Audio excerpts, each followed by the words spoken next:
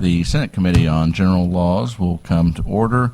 We'll begin as a subcommittee in the interest of time so we can get through the bills that are before the committee today. A little bit of housekeeping. Hopefully anyone that was here for Senate Bill 1244 noticed that that hearing was canceled. I don't see anyone leaving, so it looks like everybody got the notice. We will continue our normal practice of limiting testimony to 2-minute intervals because we do have a very brief amount of time today, and would ask that anyone that wishes to submit lengthier testimony than that do so by writing, and we'll make sure that's distributed to the committee. So with that, we'll begin with public hearing for Senate Bill 1399. Senator Crawford, please proceed when ready.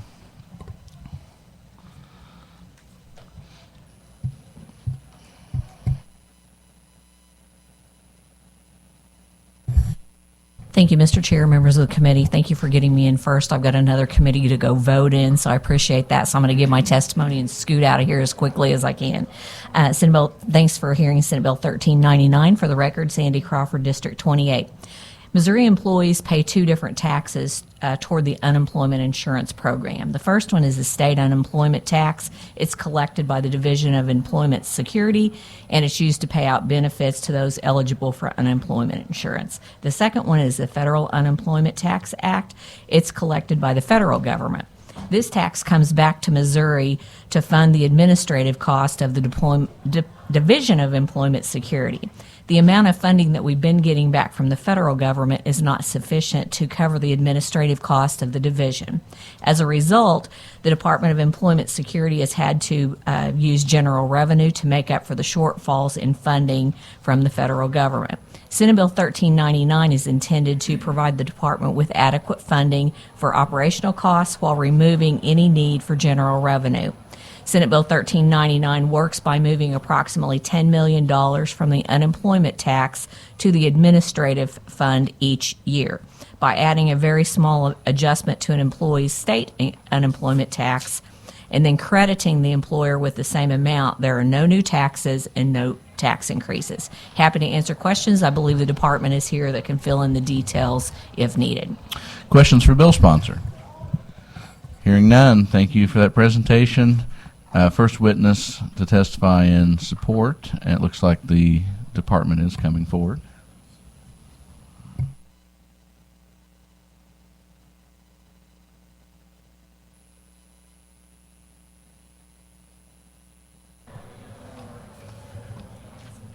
Good morning, Mr. Chair, members of the committee. Thank you for the opportunity to speak briefly on Senate Bill 1399, and I do want to thank Senator Crawford for her willingness to carry this bill. For the record, my name is Alan Andrews, and I serve as the director of the Missouri Division of Employment Security. I will be submitting, Mr. Chair, more formal testimony to try to keep it within the guidelines that you set. But as the senator said, it is it is important to note that the unemployment insurance system is funded entirely by employers, and it is not withheld from employees' earnings, and it is not funded by general taxpayers. Missouri employers are doing exactly what this system requires of them, and the problem is, as the senator stated, is what happens after those federal FUTA dollars leave Missouri. Over the past decade, Missouri employers have sent an average of around $115 million every year in FUTA taxes to Washington. Yet on average, only about 37% of that money comes back to Missouri for us to use to administer the program. So I'm sure that you would agree with when Missouri receives only $40 million of the $115 million intended for administration, something in that system is clearly not working. And that is a structural funding gap that we are addressing today. The funding gap only exists because of the federal appropriation has been random and insufficient for many years, and is not keeping up with today's rising costs to operate the system. And the challenge has only grown more complicated over time. Since the federal administrative funding has not kept pace with reality, we now face the prospect of relying on general revenue to operate a program that employers already fund. And that's not a path that Missouri needs to be going down. So this bill creates an unemployment administration adjustment fund, and it applies a very small administrative adjustment equal to 0.05% of taxable wages. That is 0.05%, roughly a nickel for every $100 of taxable wages. And most importantly, the bill is designed to be revenue neutral. I'll wrap it up by saying this, that we have designed this bill to be responsible to include automatic safeguards, so if the fund reaches $40 million, the adjustment stops. If the unemployment trust fund balance drops below $450 million, which it has a current balance of a little over $1.1 billion, the adjustment stops. It cannot accumulate excessively, it cannot jeopardize solvency, and it cannot be diverted for unrelated purposes. We've built this piece of legislation to be very tightly controlled and fiscally responsible. So in closing, at the end of the day, I really truly believe that we all share the same goal, ensuring that programs funded by employers and taxpayers are administered efficiently, responsibly, and sustainably. And Senate Bill 1399 accomplishes exactly that. And for those reasons, I would encourage your vote in support of this bill. Thank you for that testimony. Questions for this witness from the committee? Yes, proceed, Senator. Thank you for visiting yesterday. Good to see you again. So this idea of reduced reliance on general revenue, is that something that you and your colleagues have kind of seen a more important reason to do that? Have you been dependent on general revenue? We have not. Okay. We began taking general revenue a couple of years ago simply because we didn't have anywhere else to turn. Okay. So far, I believe that we've taken about 1.5 million, roughly, of general revenue. Literally, whenever that came up in an executive meeting back at the office, I tried to refute that as much as possible because that's not the way that our system was developed. Mm-hmm. Back in 1935, during the Great Depression, is whenever this system began. A lot of changes have happened back from then, and it was based on employer revenue. The taxes from the FUTA was supposed to be able to handle all the operating costs, and it would, but we have a problem with appropriation from the feds, and so yes, we have no business taking general revenue. The way that it is right now, we are in a situation where we don't have a choice. We're working aggressively with our federal delegation to try to move the needle in Washington, but it's a tough task. Yeah, good luck with that. Yeah, it's a tough task, and so we're getting less than half of our employers' FUTA tax back to administer a program with continual rising costs. Right. And so the root of the problem is trying to address it at the federal level, which we're doing everything we can to raise awareness at the federal level. But this bill, Senate Bill 1399, is something that we can actually tangibly get our hands around and make a difference to keep my division off of general revenue, literally for the future. All right. Very good. Yeah. Thank you. Thank you. Further questions for the witness? Hearing none, thank you for that testimony. Thank you. We will take a brief pause here and establish quorum. Ms. Secretary, if you'd please call the roll.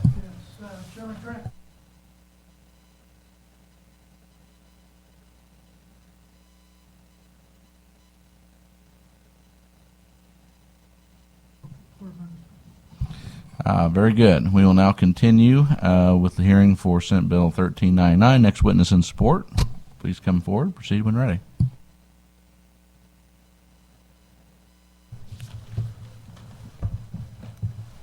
Good afternoon. Matthew Smith with Associated Industries of Missouri. Just wanted to go on record in support of this bill. I'll be very brief because I think Mr. Andrews did a great job explaining this. This bill does protect our unemployment system while ensuring that there are no additional costs to employers, and we're happy to support. Thank you for that testimony. Questions for this witness?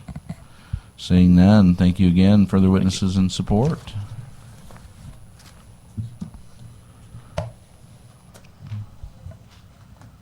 Seeing none, witnesses here in opposition. Senate Bill 1399. Seeing none, any witnesses here for informational purposes only? Seeing none, that will conclude public testimony for Senate Bill 1399. We will next conclude public hearing for Senate Bill 1562. I believe the senator was here. Yes, she is. Proceed when ready.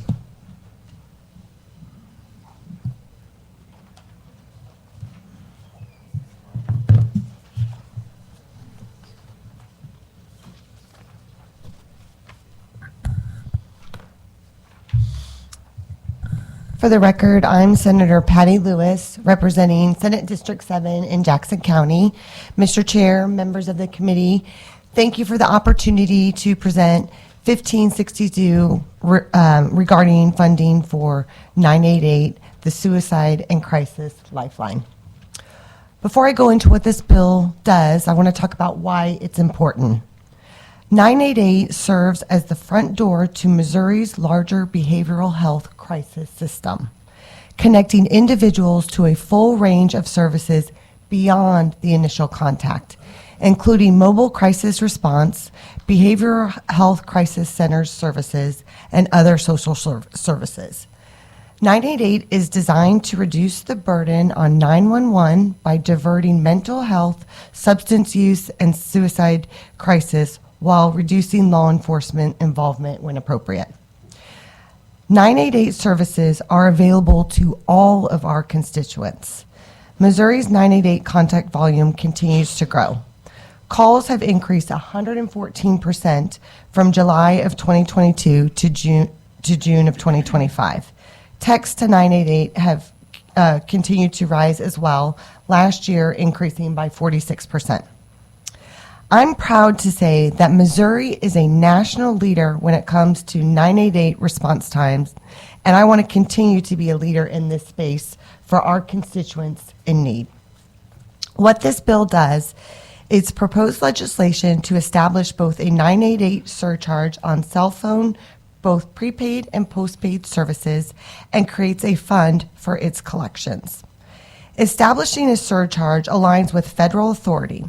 The National Suicide Hotline Designation Act of 2020, which was signed into law by President Trump, authorized states to establish a fee or surcharge to support 988 services. This surcharge would provide a sustainable solution to the growing demand for crisis services in our state. As of February, 12 other states have implemented 988 surcharges or user fees, and 6 states, including Missouri, have pending legislation. This bill has bipartisan support. Representative John Black has an identical bill, House Bill 2763. This is a priority for the Department of Mental Health. They're here to testify in support of it. We've had some conversations before the committee with some folks who have some concerns. We're open to continuing dialogue. And with that, I'm happy to answer any questions. Questions for the bill sponsor? Hearing none, thank you for that presentation. First witness in support. Everyone will make sure they fill out a witness card and proceed when ready. I used the online witness system for the first time. Valerie Hoon, Director of Missouri's Department of Mental Health. First, thank you, Senator Lewis. Thank you, Chairman of the committee and entire committee, for taking the time to hear this piece of legislation today.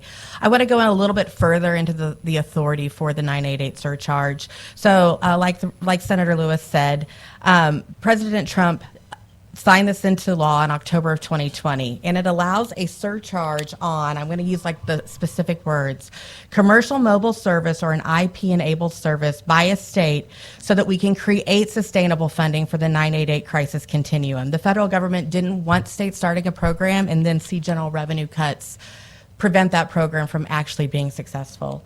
The surcharge can also only be imposed, collected, and used to pay the expenses expected to be incurred that are reasonably attributed to the efficient and effective routing of calls to 988 and to an appropriate crisis center, and for the personnel and provisions of acute mental health, crisis outreach, and stabilization services directly responding to individuals contacting the 988 line.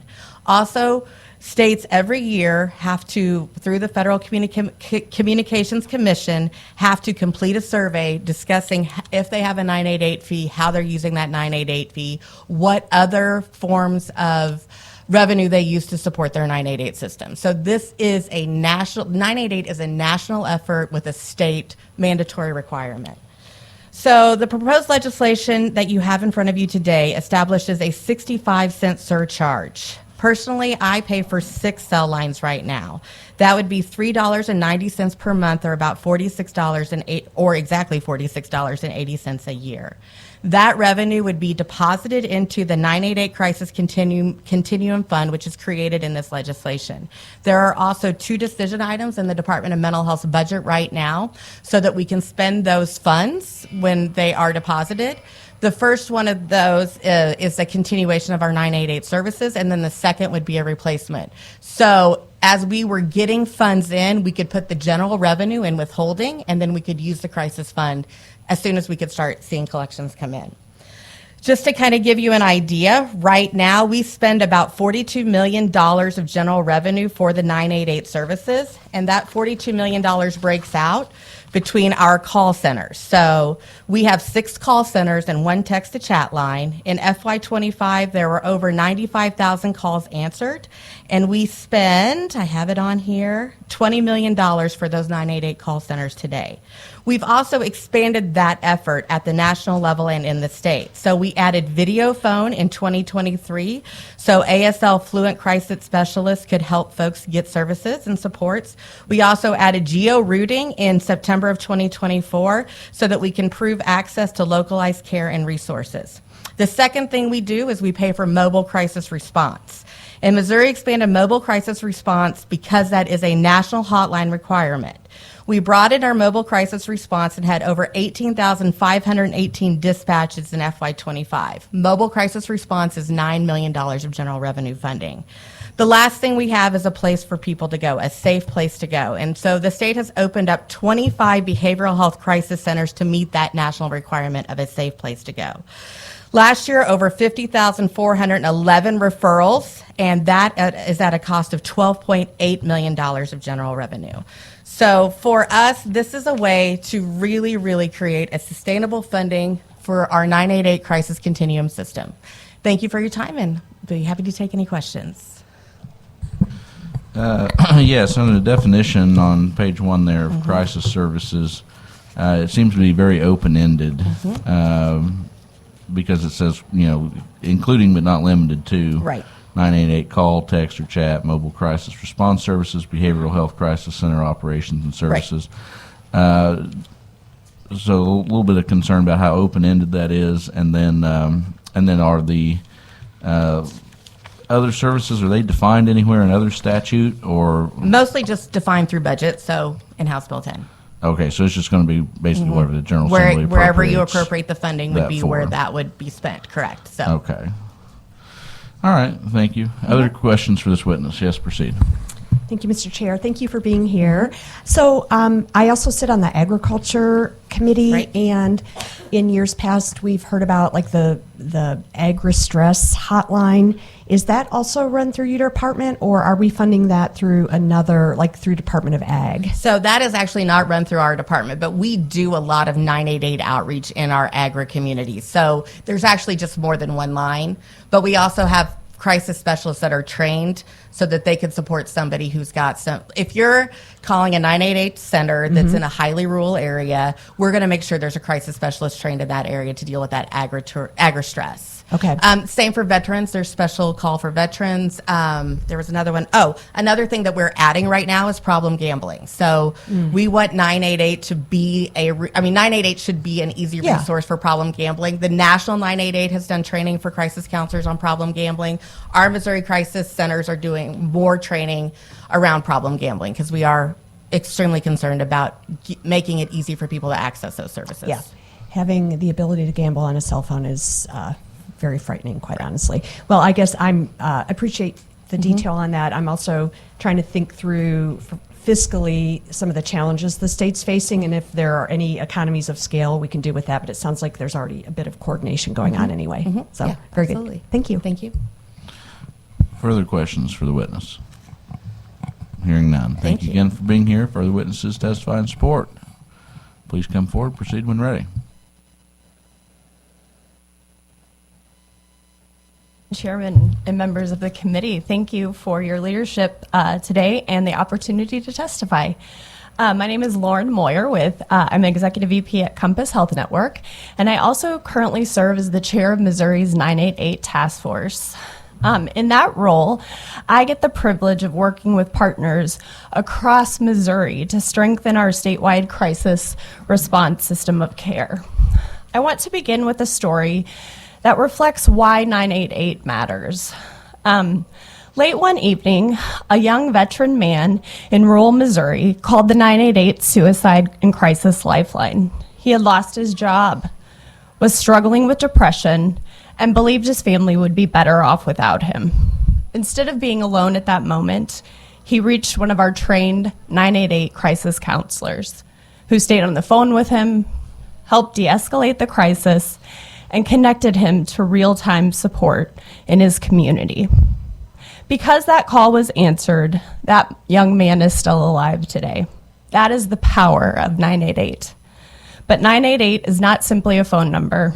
It is part of a complete crisis continuum of care designed to respond to behavioral health emergencies quickly and effectively.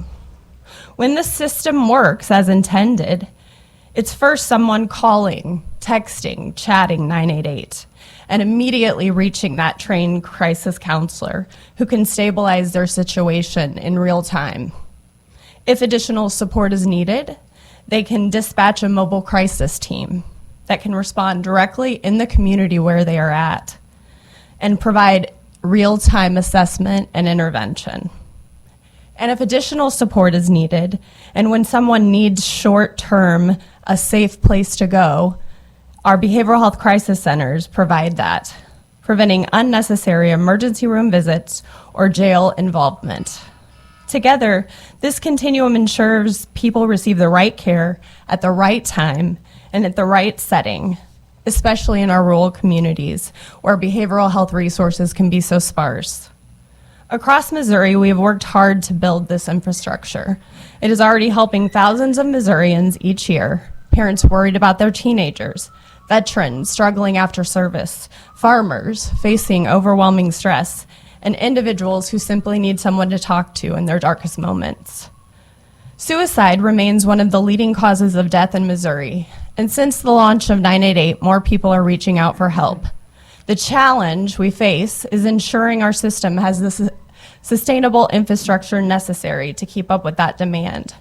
Our crisis response system requires reliable infrastructure and that ensuring our system is ready to respond.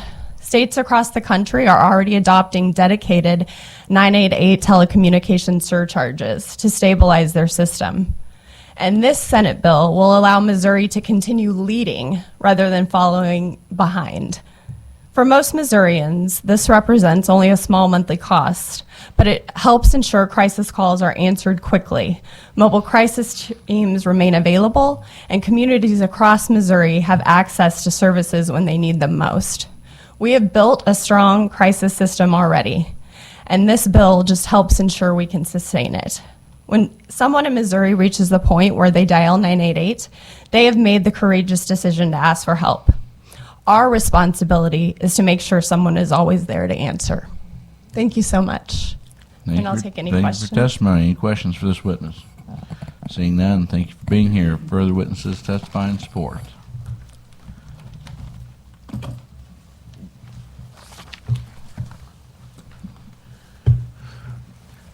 Good afternoon, Mr. Chair, members of the committee. Thank you so much for your time.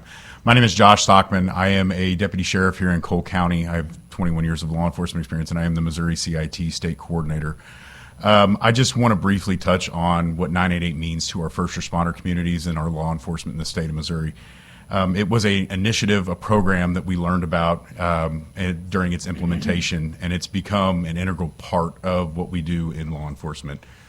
Teaching our first responders how to provide a warm handoff to an individual has absolutely been a game changer for what we do every day in the streets and for the state of Missouri and for our most vulnerable members of our communities. When I first started in law enforcement, it was very common to sit at a hospital with a subject in crisis for upwards of 6 hours, waiting for that person to find a bed to be intake. We can now respond to an individual in crisis and transport them to a behavioral health crisis center and be in and out of the door in roughly 6 minutes, which is fantastic, especially in our major metropolitan areas, which have such a high utilization rate. But the sheriff of Sullivan County, for example, which is a far north-reaching county, has a 2.5-hour response time to a local hospital for an individual in crisis. 988 is an absolute lifeline for those individuals in that farming community because it's someone who can be on the phone with him and get them directly in clinical care. When they arrive at the ER, they pass through at least 6 hands before they see a competent clinician that is helping them diagnose their mental health issue or their crisis. When they walk into a crisis center, they immediately are in contact with a clinician. It has been a game changer, and it helps those members of our community to recognize law enforcement and our first responders as the resources we strive for them to be, as opposed to the enforcement officers with a lack of options. I appreciate your time, and I hope that you guys can help support this bill. Thank you. Thank you for being here. Questions for this witness? Seeing none, thank you again for being here. Further witnesses testify in support.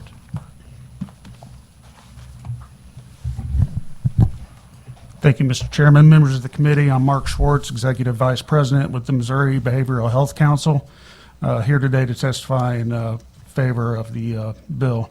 I want to thank my colleagues for talking a little bit about what the money will be spent on. I'm going to talk a little bit about the cost and the mechanism. I think we all know the House passed yesterday a bill that kind of moves the state away from taxation on income to more of a taxation on sales and surcharges and other things on purchases. And I think that's exactly what this bill does moving forward. We're starting to see a paradigm shift in this state, and I believe that this bill goes right along with that. I know it's been said by a couple folks that this bill was signed by President Trump, which is true. That bill was also passed by a Democrat Congress and is now being wholly supported by Governor Mike Kehoe, which we appreciate his support on that. So what we have is a true bipartisan bill that allows this fee to be charged. And not to take up a whole lot of committee's time, but I think we'll probably hear a little bit about what the cost will be to companies and individuals moving forward. I just want to say, what is the real opportunity cost to the state of Missouri, not only financially, but what is the opportunity cost personally for individuals with crisis situations or suicidal ideations? And I think that's the question we need to answer. So with that, Mr. Chairman, I'll answer any questions. Questions for this witness? Hearing none, thank you for being here. Further witnesses testify in support.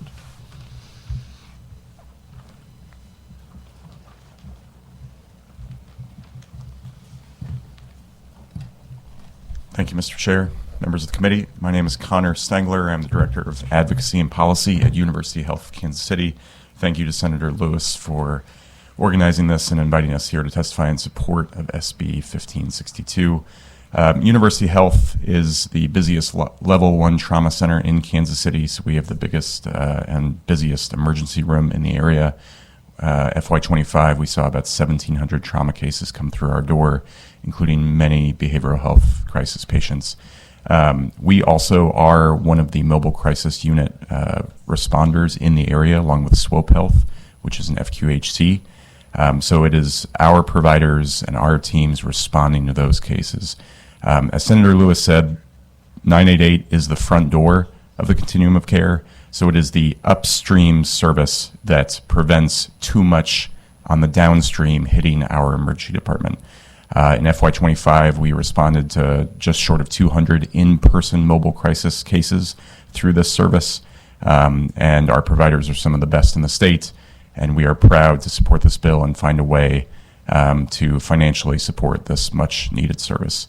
And I will answer any questions. Thank you, Mr. Chair. Thank you. Questions for this witness? Hearing none, thank you for being here. Further witnesses testify in support.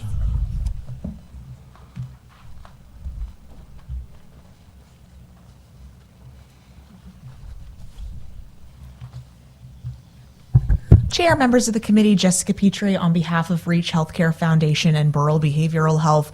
Burrell operates 988 services in 17 counties in the Columbia and Springfield areas.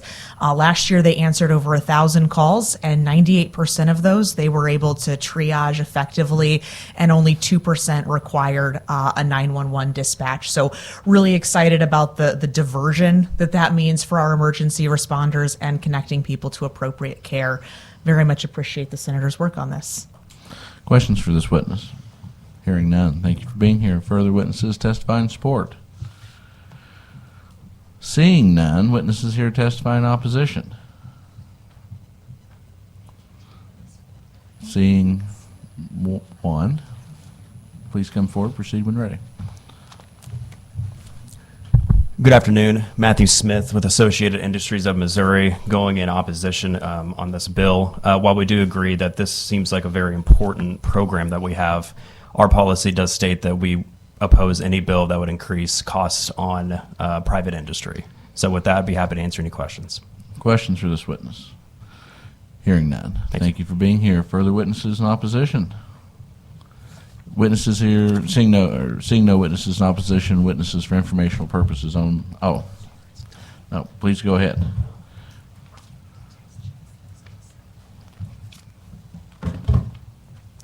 Good afternoon.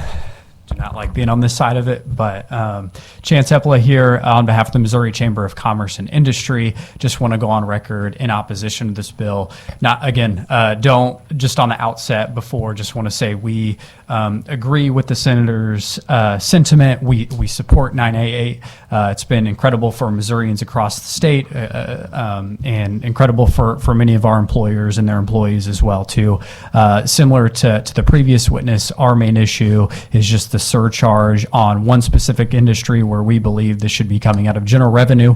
But again, we completely agree with the sentiment just on some of the mechanics of the bill that we disagree with.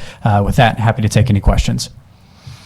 Are there any existing surcharges on these services that you're aware of? Not that I'm aware of, but that's something I can definitely figure out and get back to you on that. I can check with our members. Yeah, if you would check, that Yes, would sir. be interesting information. Questions for this witness? Hearing none. Further witnesses in opposition? Seeing none, witnesses here to testify for informational purposes only.